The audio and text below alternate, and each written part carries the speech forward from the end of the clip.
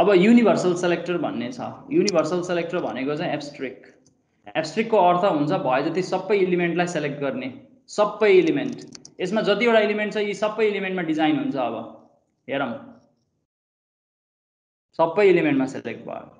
यहाँ हेर्यो भने तिमीले कालो देख्यो, ब्याकग्राउन्ड पनि कालो देख्यो, किनकि बडीलाई पनि सेलेक्ट गर्यो यसले। बडी पनि एउटा एलिमेन्ट हो, भए जति सबैलाई सेलेक्ट गर्यो। हामी यसरी युनिभर्सल सेलेक्टर युज गर्न सक्छौँ। युनिभर्सल सेलेक्टर भनेको एब्स्ट्रेक्ट, मैले जुन सबै सेलेक्ट गर्न चाहेँ। एकभन्दा बढी टाइपको सेलेक्ट गर्न चाहन्छु भने त्यो पनि पाइन्छ, कमा लेखेर यसो गर्न पाइन्छ। H1 र P सेलेक्ट गर्छु भन्न पनि पाइन्छ। यसरी H1 र P दुईटै सेलेक्ट गर्छु भन्न पाइन्छ। H1 र P त छ नि यसमा, सबै सेलेक्ट भयो H1 र P। कमा दिएर कमा सेपरेट गर्न पाइन्छ।